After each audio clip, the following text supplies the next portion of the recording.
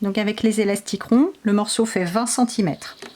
Je le place à peu près à 2 cm du bord. Je replie. Je vais piquer. Je maintiens mon fil à l'arrière pour faire quelque chose de propre. Un aller-retour. Je retourne. Je pique. Je soulève le pied presseur. Et là, je tourne et je fais revenir ce petit morceau d'élastique de façon à faire une double piqûre, sinon ça a tendance à s'enlever. Et là, on va y aller.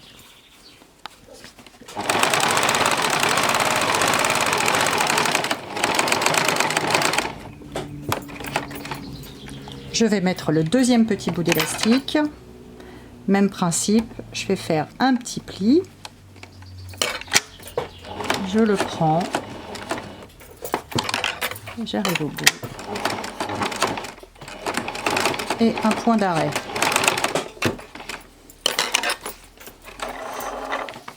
Alors pour faire les plis, moi je me suis fait un gabarit. Je note le milieu à 5 cm à côté, 5 cm de l'autre côté. Je fais la même chose de l'autre côté.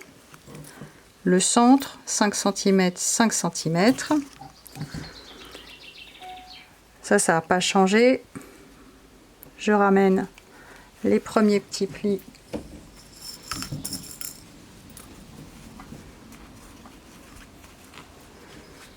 Je tourne et je le ramène.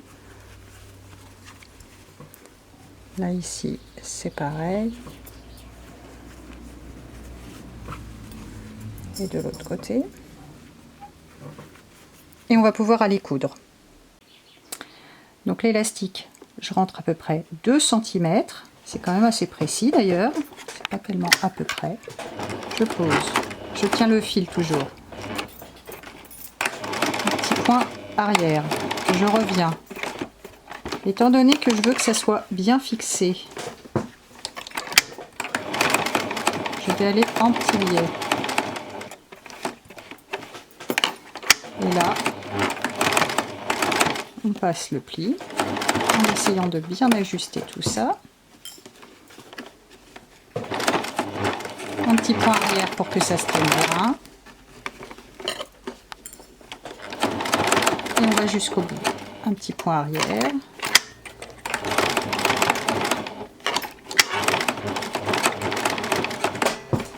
De l'autre côté, on va faire la même chose.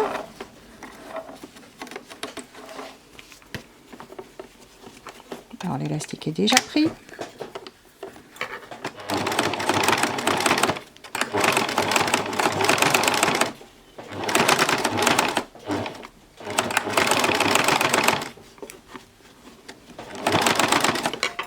Voilà, et c'est là que c'est un petit peu délicat. Donc toujours à 2 cm depuis le bout de l'élastique. Je le place. Faut pas hésiter à relever le pied pour que la matière vienne bien dessous. Un aller-retour.